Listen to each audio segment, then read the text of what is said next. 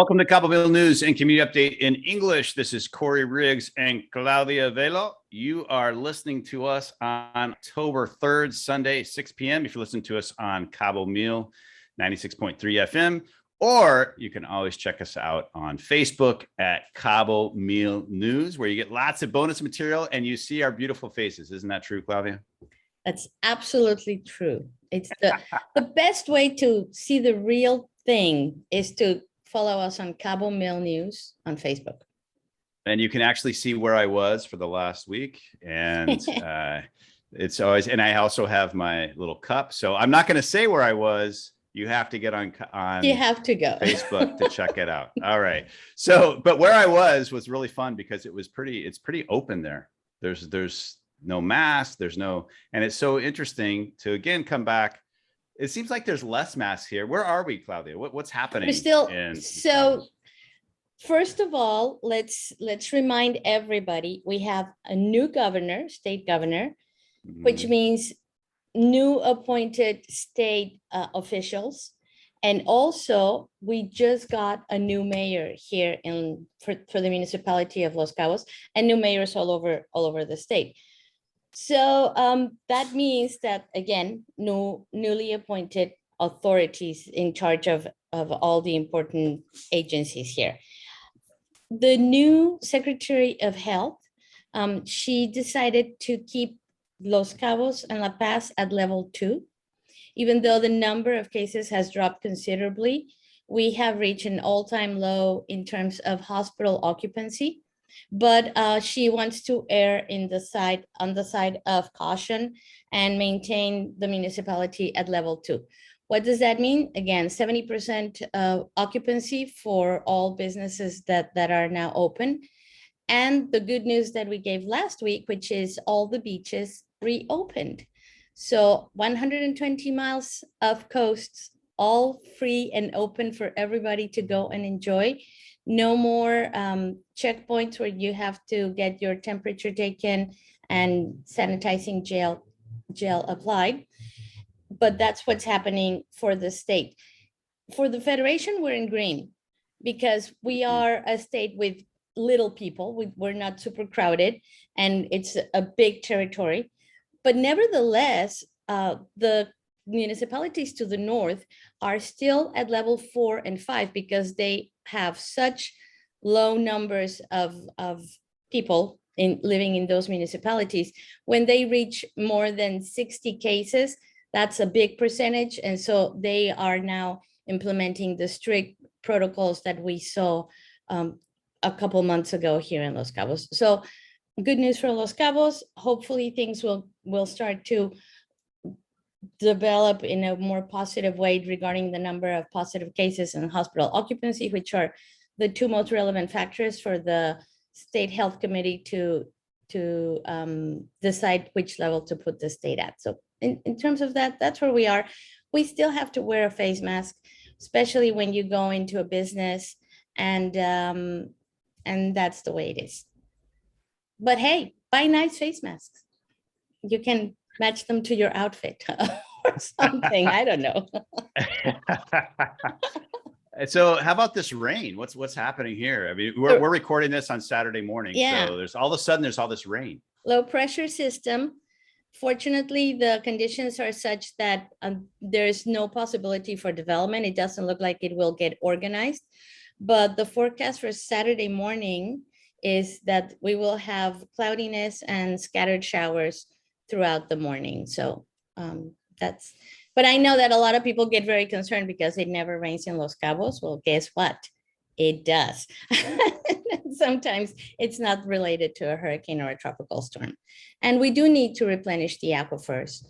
Some of the dams to the north did fill up after the rain that Olaf brought, but there's still dams that need to get replenished. Some of the dams are down at 37% level. So all rain is welcome. And we know that it creates a little bit of chaos in the city. And we also know, if you're driving out there, we know that there are people that, I don't know what to call them. I will just go for selfish. And they don't care that there's these muddy puddles. You're driving and they just speed by you And they don't think that that muddy water is like brown film on your windshield and you're literally blinded for a few seconds. You can really cause an accident. So even though it's not pouring down rain, be considerate to the other drivers. I would say that's just my opinion. Don't listen to me if you don't want to. And I have a feeling they're not going to, because Yeah. they're going to keep doing it. I think they have a points system where they're like, hey, I'm going to get this car. Give me 10 points. I think they're playing a game. So Yeah. Well, or this pedestrian walking on the side, and I'm gonna. I know they're working. A lot of them are trying to get to their jobs and they get soaked. So not nice. Come on, guys. Be nice drivers when it rains. And well, also, speaking of competitive, sorry, but also turn on your lights. You know, I don't know. Driver said which driver said drivers took, but if your windshield wipers are working, that means your lights need to be on. It's just the rule. well, I was speaking of competitive, and I was saying something about trying to hit people with mud. Claudia came over to my house last night and had dinner, and we played Catan. And wow, I saw this competitive thing come out in Claudia that kind of scared me. And she won. And if you've never played Catan, you should. I have this version that's the Game of Thrones version. I'm still trying to figure it out, but we played normal Catan. Claudia, you wiped us clean. I mean, amazing. I just saw this competitive side of you, and I know Giancarlo is going to come over and play, and I have a feeling he's even more competitive than you are. He's worse than I am. I think he gets it from me. And although love and kindness goes out the window the moment we're playing something, we're there to win. Yeah, I mean, Claudia may sound nice on the radio, but believe me, you do not want to be on the wrong side of Claudia.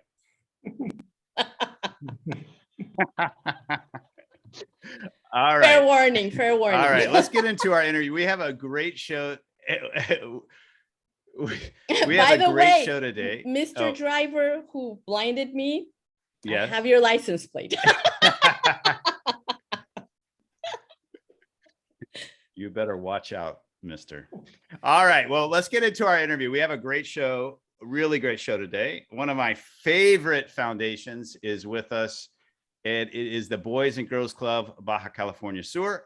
And we have with us Raul Godin and Sylvia Tremblay, who are on the board of directors. And they're going to tell us what, I think, Sylvia, you're president of the board. Is that correct? I just want to make sure we're. That's right, Mark. That's right, Korey. Very good. Well, I just want to, before we even get started, I want to share some good news with you. You are going to receive a grant from the El Dorado Foundation and the Chileno Bay Foundation. It was just approved yesterday, so I wanted to share it with you on this. Thank you. We're very excited to support what you're doing, and I know you're going to tell us all about it. But we're very excited to be involved. I know our membership is going to be even more excited to get involved in the future. So we need a Boys and Girls Club in Los Cabos. Yes. You have opened one, and we need it to be supported in a big way. So welcome to the show. Yay! Welcome. Thank you, Claudia and Korey. Thank you very much, and thank you for the notices. Great to know that we have already a grant from you. Thank you. Absolutely. So Sylvia, do you want to start and tell us about the Boys and Girls Club and just a little history, and where are we now? Well, let me just start with the history part then, just to make sure we put it all in context. There was a wonderful organization here for 8 years, Gente Joven por en Cambio, founded by Ona Ash and her husband, Bill. They ran an amazing program and in such a good, transparent way that it impressed me enough to join their board. And since then, things happen. Bill unfortunately passed away.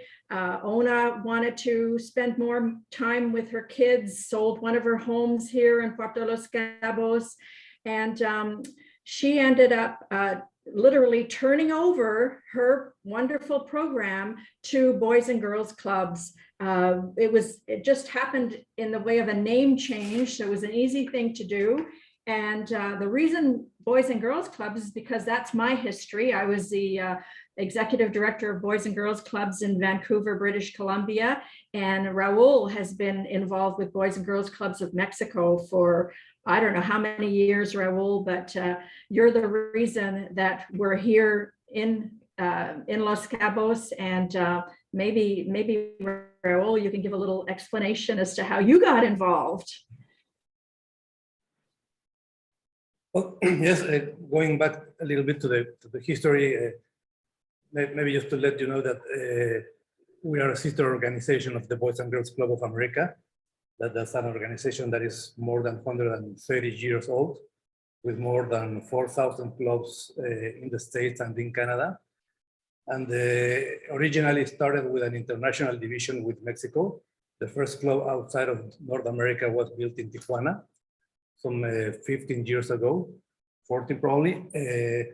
And then another one came and another one came. So there was interest from other countries to build and operate Boys and Girls Clubs. So as it was not possible for the Boys and Girls Club of America due to regulation and all that stuff, there was some kind of a spin-off, and a new organization was created.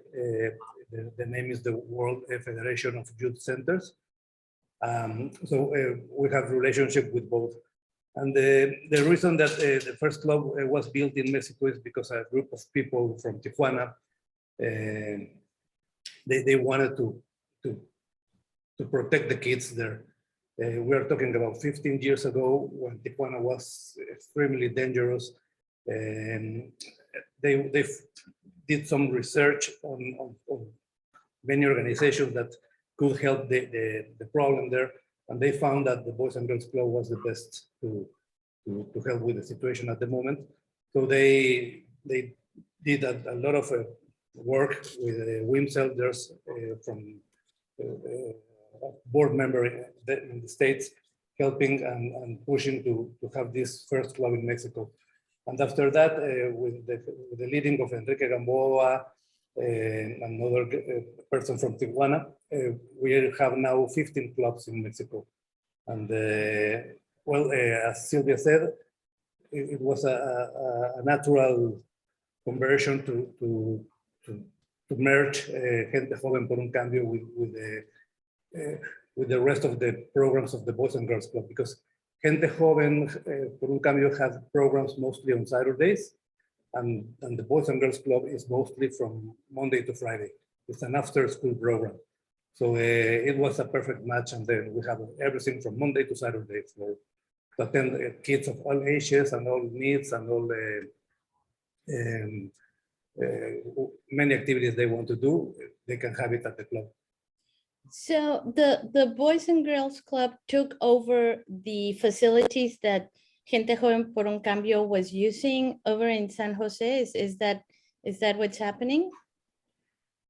That's right. We had two locations actually in La Playita area of San Jose, and they were donated. It was donated space in both locations. One of the locations has been taken back by the owner.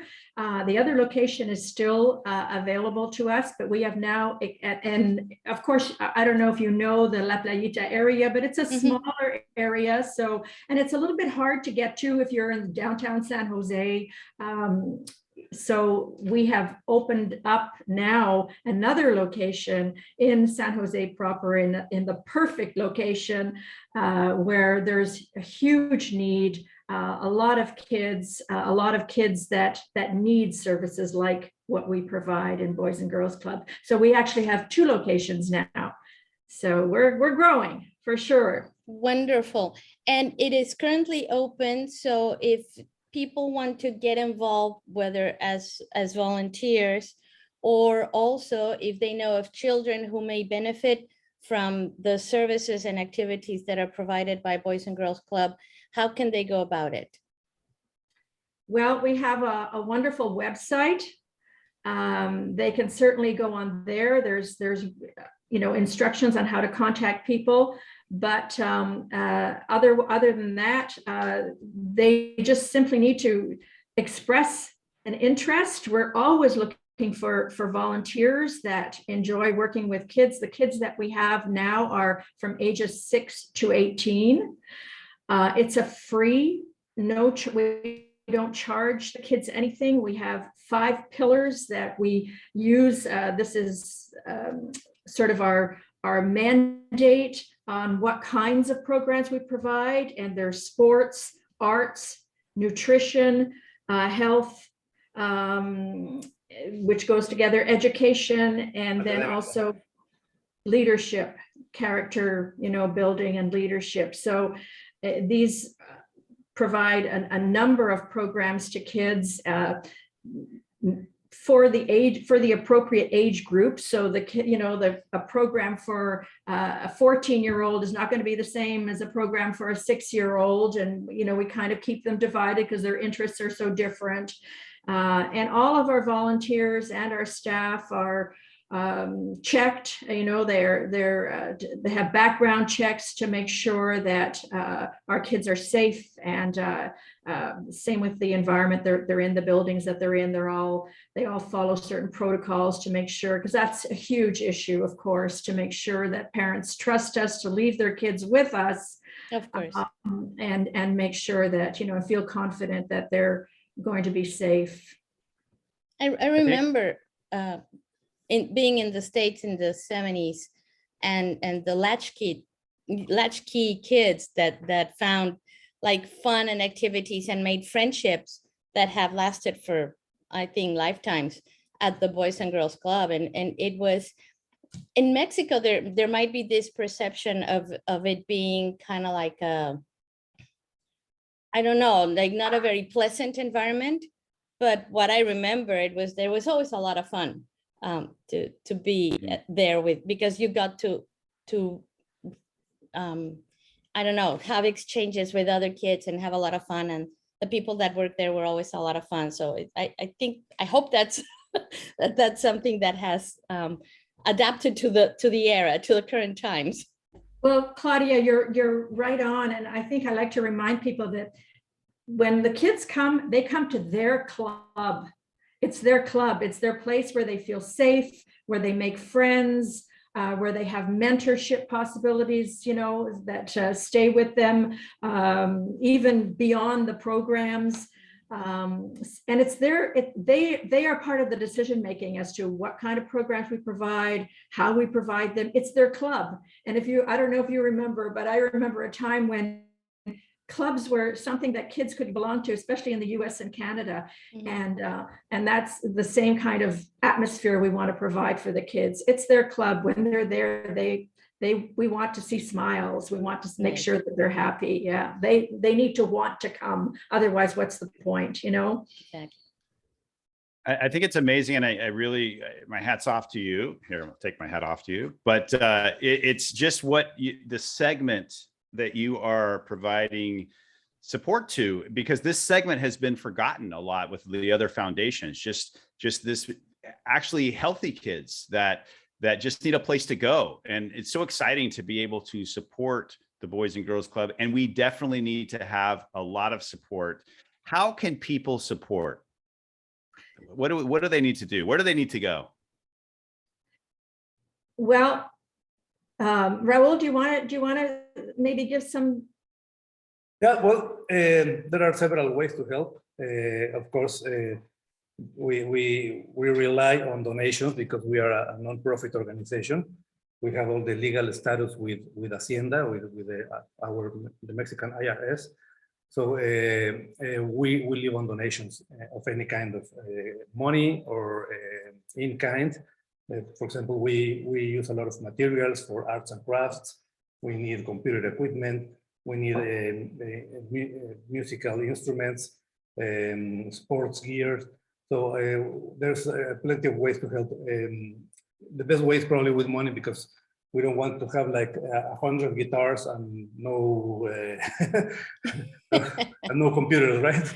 So Understood. So and there are several ways. Again, in the web page, or we have the links to donate. We can get money in Canada through Monarca Foundation. In Canada, they will give you, the donor in Canada, a tax-deductible receipt. And from Monarca, they will send the money to Mexico. It's the same situation in the United States with ICF, International Community Foundation. They will get the money from the donor, they will give them a tax-deductible receipt, and they will send us the money, or the World Federation of Youth Centers as well. It's exactly the same process. And then volunteers, well, anytime, we have 5 pillars again, and we need like teachers for everything, like for music, for painting, for dance, taekwondo. So most of those activities can be handled by staff and paid personnel, but sometimes it's just a volunteer time because, for example, let's say guitar, you can have 2 hours per week. So that could be done by a volunteer. So but we're getting close to the end of the segment, and we're going to keep you over into our break. We'll talk a little bit more. So this will be on Cabomil, but we want to thank you for being here. We're going to let you go from the radio, but if you come and watch this on Facebook Live at Cabomil News, you will get more of Sylvia and Raul. We'll make sure that everyone has the links of how to support. Remember, you can get a tax receipt from Canada, from the US, or from Mexico. And you can also talk to me if you want to help support them. We can also find other ways. So just give us a message and we'll be right back. Thank you. Okay, so we'll keep recording, right, Claudia? Recording. Yeah. Okay, this so is just for live. Yeah. Facebook. So anyway, so we're gonna still talk for a little bit more, and then we'll let you guys go. But we just wanted to give some more information about the Boys and Girls. So anything I've forgotten that you all want to talk about, or Claudia and I haven't asked? I don't know, probably just the importance of these activities. What we do is we avoid kids and girls and boys from 6 to up to 18 years out of a street risk. That is gangs and early involvement in sexual activities, drugs, addictions to any kind. So it is a very safe place to have the kids while they are without the supervision of their parents. So there are a lot of kids that they are by themselves out of school. Yep. Because both parents work, or there is only one parent or mother. So that's what we do. And do you provide them with a meal, or do they have to bring their own lunch? No, we try to provide them with food when they're there. That's often an enticing thing to have for them. But also, I want you to know that right now, or for the last year, we've been dealing with kids virtually. And that's been a struggle because not all of our kids have access to electronics. That's why it's so important. And I'm glad Raul mentioned that, anytime anybody has a computer they're no longer using, or an iPad or something like that, please think of us. Because these kids, they struggle to find the equipment. But we've managed to stay in touch with over 300 kids virtually. And we've provided them with some amazing programs. Also available on Facebook. You can see what we're doing. You can hear the testimonials from our kids. I came here as a tourist, almost 30 years ago, and decided to switch things around. And now Vancouver is where I go on vacation. Exactly. Here's your permanent residence here, and have been for a couple of years now. And it took me a while to really understand the needs here. There's a big migrant population. And when I say migrant, I mean people that come here for jobs. They come from the mainland. They don't come with extended family. So while the single parent, or even while both parents are working in the hotel industry, working shifts, working night, these kids are on the street. And it was really shocking to me to talk to local, federal police, state police about how much human trafficking there is here, how much gang violence there is here, something we don't often hear about, and how kids are so vulnerable to that. Sometimes just looking for a place to belong, and other times just in the wrong place at the wrong time. So, to get picked up and brought into that. So we feel that our service it's not just to, keep kids occupied, keep kids busy. I feel that we actually save lives. When I talk to the families of the kids that come to us, almost all of them have had some involvement with losing a family member to violence, or at least a family member being in the wrong place at the wrong time and being injured. So they have coming to us, I hope, is a real advantage. It takes them off the street, and that's really, really important, even in this beautiful tourist place that we have, Los Cabos. There's a lot of stuff going on that only the locals know about.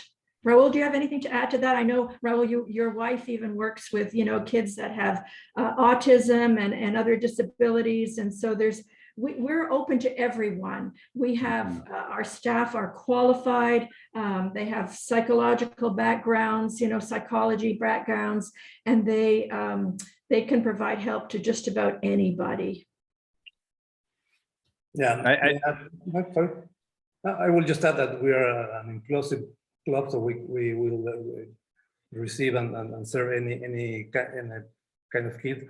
And just to enhance the terrible situation that the state has the worst ranking in youth obesity and in unplanned pregnancies in young girls.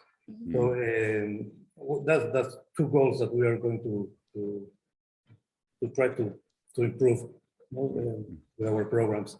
So yeah, it's a hard work. There are thousands of kids in the area.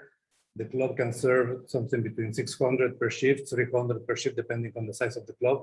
So it's not only one club that we need. I mean, there are cities with 30 or 40 clubs. Well, just in North Vancouver, Sylvia, you had like 13 or something like that? We had 13 locations in the Vancouver area, just to give you an idea, yeah. So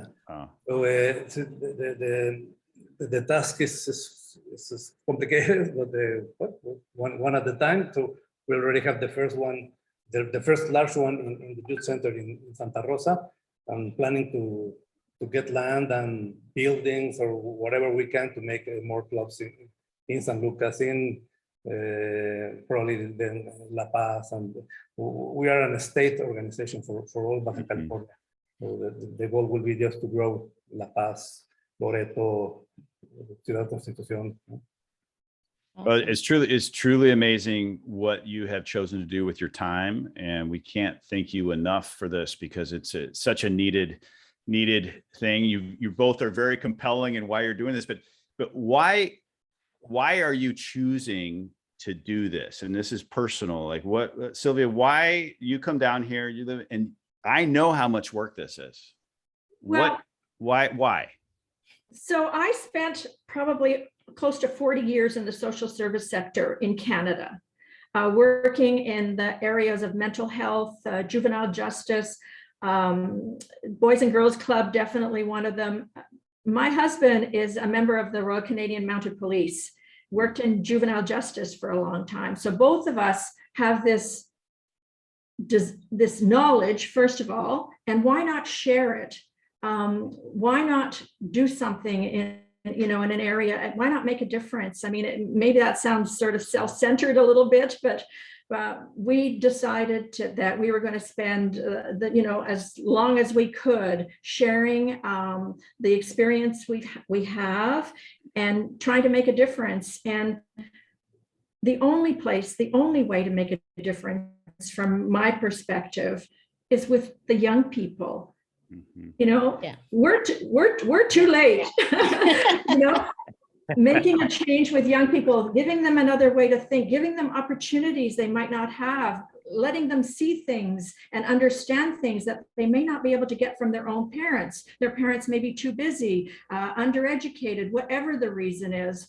but just giving them an opportunity to look beyond, what's their normal and say, hey, I can do this. And we have examples of that already in the few years that we've been either Hentehoven or Boys and Girls Club, of examples of kids who have gone to university when that was not an issue, not an option in their family, not even a thought in their family, who have done amazing things themselves. We're going to start our own alumni. That's something that Boys and Girls Club does in America. They have very, people, high profile people, Mark Wallenberg, Denzel Washington, even J-Lo, people like that who are part of that alumni. We want to create that here. We've been around long enough where we can start looking at some kids that can be examples to others and say, yeah, you can do this too.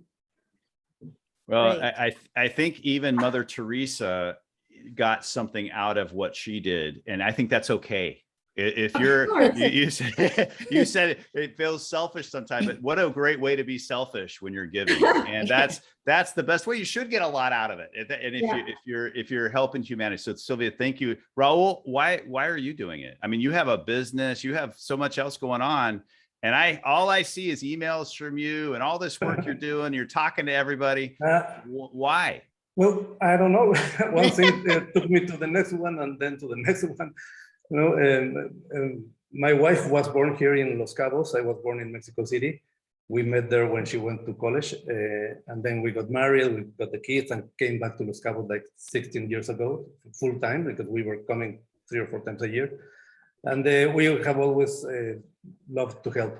My wife, her background in special needs education is so related with support, because there are a lot of needs here, unbelievable. And a lot of people cannot afford even the consultation price. So she did a lot of pro bono work job there. And we started to help originally at Casa Hogar. They had a program where you could support 1 or 2 or 3 kids, and not only with sponsorship in terms of money, but like to take them for movies and pizza one night, and so they could socialize more and have a better ambience. So we started doing that. And then Enrique Gamboa, the person that started the clubs in Mexico, came to Los Cabos to offer a group of people to start the first one. And when you hear what they do, and when I visited the first club in Tijuana, I said, I need to be involved in this. I mean, this really works. The energy that you feel in a club full of kids is just amazing. So I said, I'm going to get involved, and I did. So there was a lot of changes during probably 4 or 5 years with the land, with the board of directors and so on. And then finally, I am here with Sylvia and another group of board members, a couple from the States, another from Canada, and another local people from Mexico and from Los Cabos. So that's the reason I am here. And I just love it. I mean, it's challenging, it's time consuming, but when you see the results, it's unbelievable. You know, I have plenty of information to give you about the other club, because we are very young. We are the youngest club, but there are results amazing. Not only people kids going to college 10, 12 years after that, but scholarships in the National Conservatory of Music, for example, tournaments of many sports, Olympic, Young Olympics, or whatever the name. So a lot of results, positive results for kids from the clubs. Awesome. Well, I just have to say, gracias a Dios that you are both here and that you're doing this work, and really incredible what you're giving back to the community. And I think, Sylvia, you said it so much. When you first arrived here, you came as a tourist, you didn't really know the needs, and you're starting to understand that. And we really invite anybody that wants to get out in the community. Any of us here could take you out and show you different projects. As Raul said, when he walked into a Boys and Girls Club, it changed his life, and look what he's doing now. And it's the same thing I felt when I walked into a Telethon Crete. And it's the same thing that you feel when you go out into these community kitchens. You want to get involved. And what I love about what you're doing, Raul and Sylvia, is you're taking care of the community that you're in. And if everyone did that, whatever community you're in, what a different world this would be. And even Sylvia, if you get something out of it, it's okay. So that's the goal, is you're getting something out of it, but you are giving back and taking care of your own community. So just really honor both of you. Thank you for being on the show today, and look forward to continuing support. We're so excited from both of our foundations to give you a grant and support you. And there's gonna be more where that came from, and we'll get a lot more people involved. We'll get people out there to see it, so they get it as committed as Raul got. And I know, Sylvia, you are too. So thank you both for being on the show. Any last thoughts, Claudia, from you before we? No, I just love that somehow Cabo manages to, Los Cabos and Baja California Sur manages to attract people with good hearts and people who decide to make their home here and really become part of the community. So Sylvia, Raul, thank you so much on behalf of everybody here in Baja California Sur. That's what we need more of. And but it's also wonderful to be in a place where it's easy to find people who are willing to help in any way that they can. So thank you. Boys and Girls Clubs is such a great organization and a foundation that really helps children, like you say, change the way they see what their future could be. And that is amazing. To bring hope to a young kid, I don't think that there's anything better that can be done in this life. So thank you. You're very welcome. Thank you for having us. Thank you for listening. Thank you for giving us this opportunity. Yeah, Well, we'll have you back on again. So thank you all. And we'll be right back. We're going off a break. Yeah. All right. Yeah. Welcome back to Cabomil News and Community Update in English with Korey Riggs and Claudia Velo. What a great interview with Sylvia and Raul. Yes, and what great job they're doing. 300 kids, 2 shifts. That's amazing. No, and I think they're expecting to have over 1,000 kids by December. That's what their projections show, based on the grant we just approved for them. So very excited about that, and wonderful. Can't wait to help. But we are very excited also because we have Ali Lohrman with us. And Ali, you are a spiritual coach. Wait, let me get this right. A yoga teacher and an alcohol-free advocate. Did I say that right? That is right. That was a mouthful. Very good. Well, Ali, okay, first of all, where are you from? I was born in Southern California in Lake Arrowhead, but I was raised here in Los Cabos. So I've been here for going on, this year will be 26 years. Oh, wow. So you're a chollera for sure. Yeah, they call me gringa chollera. Yeah. Very cool. Well, Ali, okay, so we're very excited to learn about all that you do. And so first, just tell us about it. What is it that you do?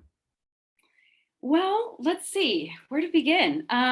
So I guess I'll start from the beginning of my journey, because what I went through pretty much led up to how this became, because this was never in my vision for myself ever. I mean, I was, let's say I went alcohol free 2+ years ago.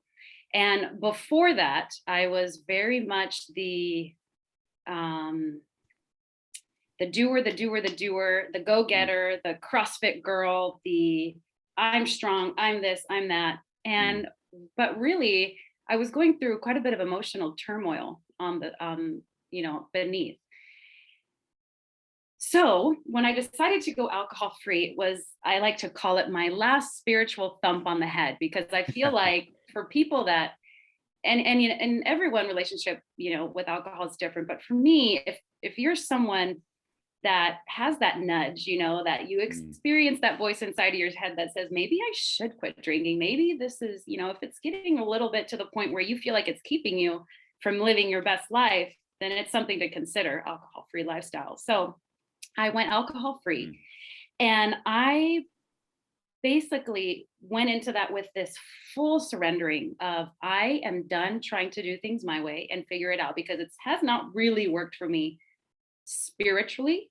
I mean, yes, I was successful at, my life looked pretty fine. It looked totally fine on the outside, but it was more of a surface situation. So I, in that full surrender, I was just like, okay, universe, God, spirit, whatever language you resonate with, I was like, bring it on, show me. I'm going to become a yes to whatever comes my way. And sure enough, yoga was the very first thing. And it was like, okay, here at this yoga workshop, someone invited me, and I'm like, really? I'm like, okay.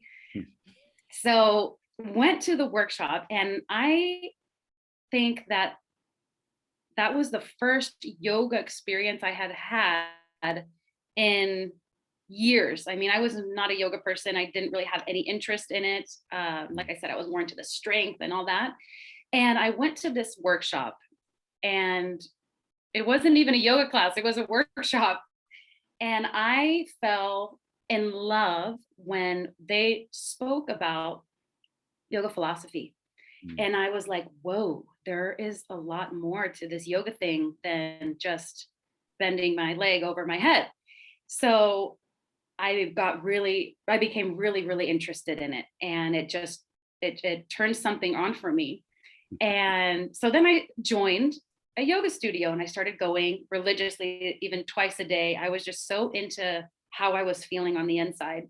And this was probably a month, maybe 2 months after actually going alcohol free. So that was kind of the timeline.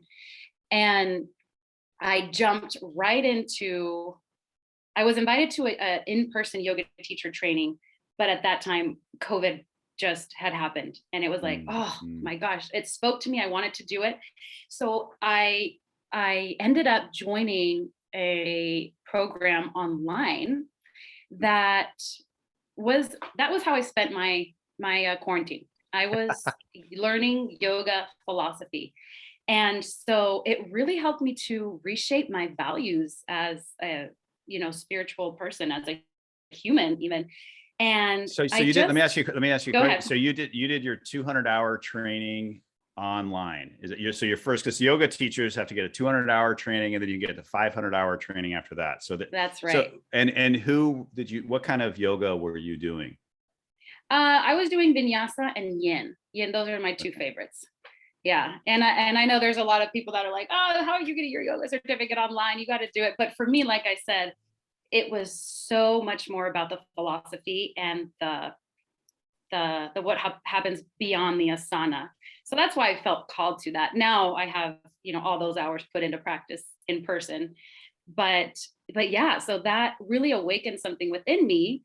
And I was trying to think about it before I hopped on this call with you guys. Like, when did my decision or urge to become a coach stem from? Like, I was trying to, there was no day specifically, because I just made the decision and it happened. But there came a point where I felt so good, and I felt so guided to feel good, that I was like, oh my gosh, like, there's so many women, especially down here in Cabo, drinking is so normal. For me, it was a part of my everyday life. It was the mimosas with breakfast, and then the beers with lunch, and then the wine with dinner. Yeah, so the way it happened to become a spiritual coach, I'm not exactly sure when it happened, but I know it was a decision that came in my mind, and I was like, I want to help women feel the way I'm feeling now.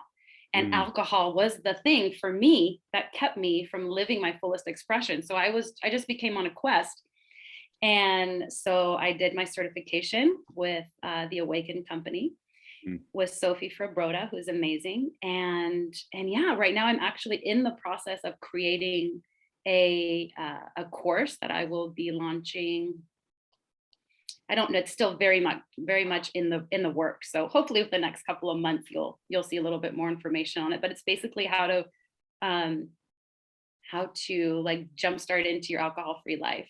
And I don't have any expertise in like the area of severe alcohol addiction, because you're not talking about Alcoholics Anonymous. That's not what you're not talking about dealing with addiction. You're talking about people that are socially drinking, and you're giving them another option. Yeah, for sure. How to make it fun and how to inspire them and motivate them to live a better life without it. It's pretty much, first of all, who did you take your certification from? The spiritual life coach? No, the yoga. Gosh, her name. So the company was onlineyogaschool.com. Okay. And her name is Stephanie Zell. Okay. Yeah. I was asking that because I teach vinyasa and yin. So I didn't know that. And yin is by far my favorite. So yin yoga So good. is, I've kind of gotten out of vinyasa because it's just again, it's do. And I love yin. The rest of my life is like that. And so yin allows you to surrender and if you don't know what yin is, I highly recommend that you go take a class because it's different than anything you've done before.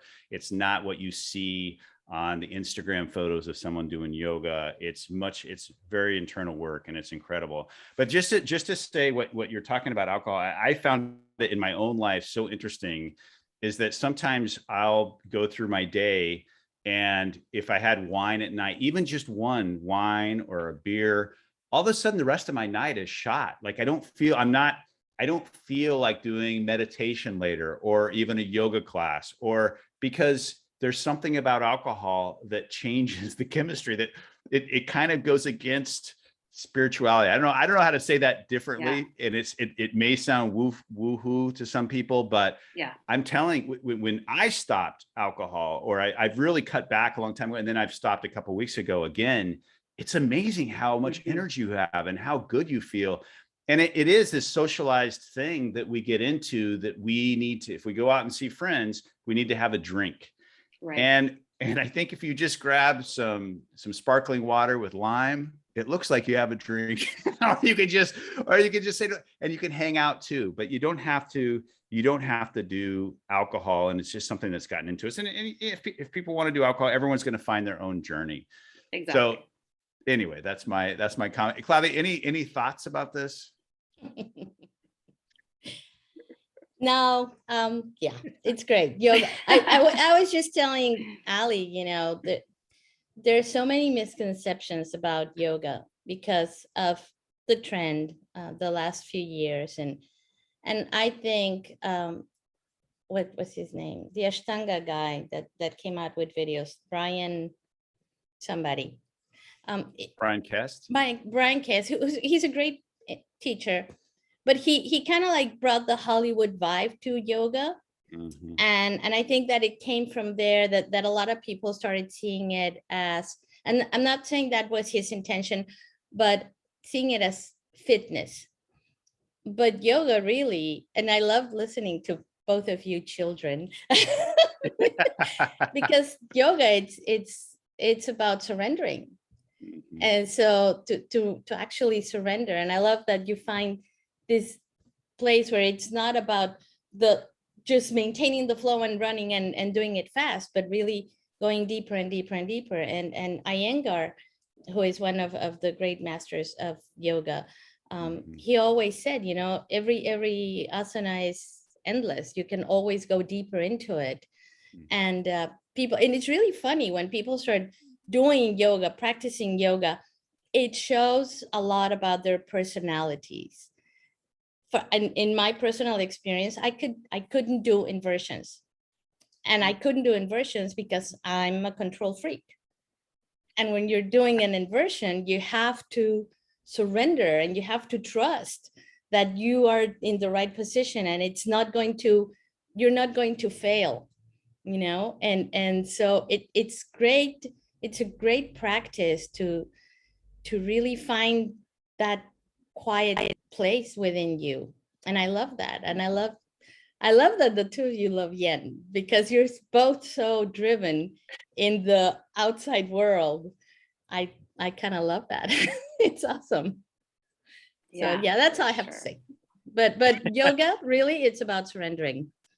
And then finding that you have strengths you didn't even imagine. Mm-hmm. Mm-hmm. And yeah, what a wonderful combination. But I was telling Ali before we came on air that this Ali is a way happier looking and doing version of the other Ali. And I'm very, Yeah. very happy to see that. And if you haven't done yoga because Well, you think, if you're watching, if you haven't done yoga because you think you're too fat or not flexible enough or whatever, too old or too easily distracted, class with Ali, it's a beautiful class. It will make you really, I've seen people who I never thought would be into yoga really fall into it thanks to her direction. So lovely, Thank you, beautiful Claudia. classes. Thank you so much. and I encourage everyone, if you're listening to us on 96.3 FM, that's good, but you need to come watch us on Cabomil News on Facebook Live, because you will see the happiness emanating from Ali with that smile and just this open heart when she talks. Yeah. And it's beautiful to watch. So thank you, Ali, for what you're doing. So tell us more about you. You have these spiritual classes coming. You have, what are you working on next? Yeah. So I like to think of my journey with yoga as like the catalyst for my journey now, which is now I'm very much in my mission now. I even recently, Claudia knows this, I quit my 9-to-5 and I am dedicating my life now to helping women find the peace that I have found. And this doesn't necessarily have to be with alcohol. This is just starting to remove those things from your life that are keeping you from living your fullest expression. And it's a journey, and I am not here to say that I have it all figured out. I have become a willful student of life. And I think that so many of us have these beautiful gifts inside that we keep locked in. And it's my life's mission to help women connect back into their infinite power and be who they want to be, and not because someone else thinks this or someone says that, or there's so much context around it, but just being who they are, because who they are is perfect and whole and here for a huge purpose. So that's my mission, if I could put it in a nutshell. And I like helping, the way I like to think of my coaching is I can only coach someone as deep as I have been. So that's why I have chosen to help women on the alcohol-free journey, because it's a big part of what I have been through.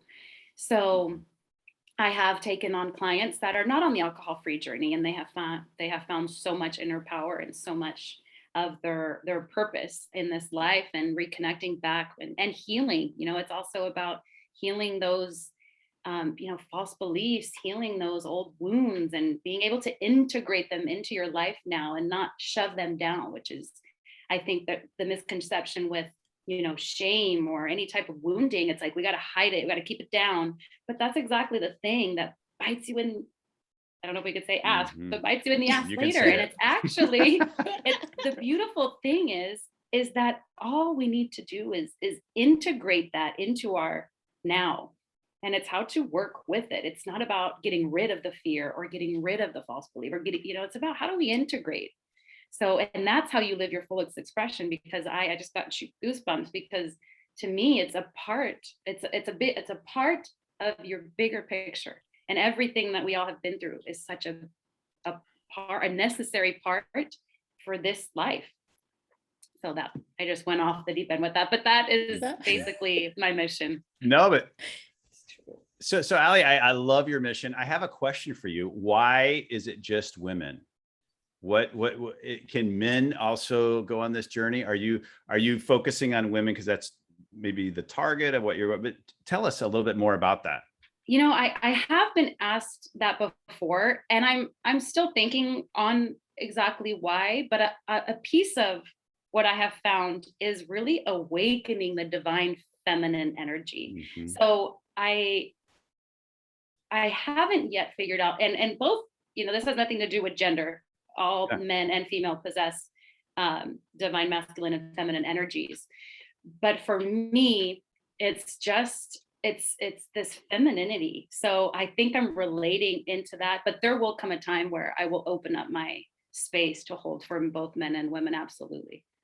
Yeah. That's the reason, where I'm at now. And I guess the reason I asked that is because of what you just said, that we all have the defined feminine in us, whether we're whatever our gender is. And that balance between the two is so important. And that's part of the journey, is to how do we balance those two in between us. And that comes up a lot in shamanism. And I believe we're going to talk about ayahuasca too. Is that something we're talking about in this program? I don't think in this program, but Oh my because gosh. we were talking off air about how we like to explore all the options for becoming more aware, more centered, just happier, especially as we've mentioned in so many other programs. Nowadays, there's so many people that are so afraid and angry and concerned about things that are way out of their control. How can we, if nothing else, just point them in the right direction, And for some people, everybody's journey is different. And for some people, it can be yoga. And for some people, it can be ayahuasca. And for some people, it can be Cambo. For somebody, it can be something else, or a combination of many. So that's why everybody that has found a way to facilitate that is welcome in our show. Absolutely. Yes. Well, we've talked about medicine before many times with other people. So anyway, yes, we are. Yes. No. And I can say that no matter what you are, trying to search for, in whatever modality that may be, in my opinion, the first and most important thing is finding stillness. Finding the stillness in the chaos that's happening around you. And I say this, also completely with compassion for the people that don't finding the stillness a safe place. There's people that have gone through serious trauma that going inwards is not a very fun place. So what I mean is finding space in your life, whether that be going into meditations or just taking a walk, but getting out of everything that's happening in the outside world, and coming back to who am I and what do I want and how can I find peace in all of it. And I just think coming more home to yourself and finding the stillness, finding the silence, letting go of everyone else's projections, beliefs, and society and everything, and coming back to, okay, what does Ali want? What would Ali love to feel? And coming back to the feeling of, okay, I want to feel safe. I want to feel whole. How can I attract more of that into my life? So it won't happen if there's so much out here going on. Exactly. And we talked about this, was it a couple of weeks ago? We were talking about Eckhart Tolle and the book, The Power of Now. And again, and he talks about it. And I can't recommend that book enough. Even if you've read it a couple of times, it changes, the meaning changes as we get older and as we learn more. But just that everything is on the inside. Even if you do have trauma, that you're going to have to go there at some point, because that's how you're going to find balance. And there's ways to do it in parts. And the other thing you just mentioned, Ali, is you talked about how you can go out and do things to get still. And my teacher, my yoga teacher, his name is Don Stapleton, always would say, go do your yoga. And yoga is not just the poses. It's not the poses. Yoga is, if you walk and you go inward, that's doing yoga. If you're just sitting there, you're doing yoga. Meditation is yoga. There's tons of ways to do yoga. If you're in service to someone else, that is yoga. And if you look at it that way, yoga is the going inside and really exploring that inner space, because that's really where you can find the balance. It's not out there, as you mentioned, in the chaos going on, especially in this time with all the fear out there and so it's more important than ever to get quiet and listen to what's going on inside. Absolutely. So when are you you're putting together a course? When are you going to be launching this? I don't like giving myself deadlines, because I'm a person that kind of just goes with what's coming, and I have the outline already, but I every day I learn something new, and there's more stuff I want to add to it. And it's an evolution. It's going to be amazing. It definitely, I want to say within the next month and a half, 2 months tops, it will be available and out in the public. And is it something online? How are you doing it? What is the This is mechanism? all online. So I'm actually going to be offering this as a digital course that people can do, because I know with, you know, COVID times and everything, finances it's been a topic. So I want this to be accessible. And I've had so many local women that I know here that have reached out to me and that are looking for that support, that don't really have the financial resources to, you know, hire a mentor for 6 months or hire one-on-one coaching or group coaching. So it's going to be offered initially with this intention that anyone and everyone can access it. And from there, I think in January, I will launch it as a big course that I'll be taking on, you know, one-on-one clients, and it will be more of a big launch. But this, I just feel that urge, like I need to get something out right now because I feel the call. I'm getting messages all over the board, and yeah, this feels like in alignment. It's going to be a digital online course, and I will have it. I'm creating my website right now. I'm creating the course, so I am in full creation mode right now. Creation mode. Yeah. Awesome. Yes. And where do Awesome. you teach? Are you teaching yoga now in town? Where can people come and take a class from you? Well, actually, right now, because I'm so involved with this other part of my mission, with a big part of my mission, I do not teach at a yoga studio at this time. I have my clients that I teach one-on-one privately, and that's it for now. I did have a business with a few girlfriends of mine, and we were running out of San Jose, and then we expanded here to Los Cabos, but yeah, we're not doing that at this time. So right now I'm not teaching at any studios, but you can always message me. Good. So if you're taking on new clients, maybe we have some people out there that want to take some yoga from you. So we will make sure we get that information. And if anybody has a question, you can message us on Facebook and we can get you in touch with Ali. Anything else, Claudia, from you before No. we got a couple minutes left? Couple minutes. Do yoga. Any kind of yoga. Breathing is yoga. Breathing with awareness is yoga. Yes. So do any kind of yoga. It's not bad for anything. It's good for everything. And you might be surprised. So Ali, tell the audience here, do you have a favorite book that you would recommend for people to read? The Power of Now is what I'm telling everybody to do, but is there something that really influenced you? The Untethered Soul. The Untethered Soul. And why did that influence you? What is it about that? It's all about the self and connecting to that inner domain. And it is a beautiful book. I'm reading it again right now, actually. And it's beautiful. I recommend it to anyone and everyone, even outside of yoga, even if you just want to come in more contact with your authenticity and your soul essence, then that book is definitely the key. Very good. Ali, thank you so much for being on the show. It was a pleasure. If you're listening, you need to come check us out on Cabomil News on Facebook.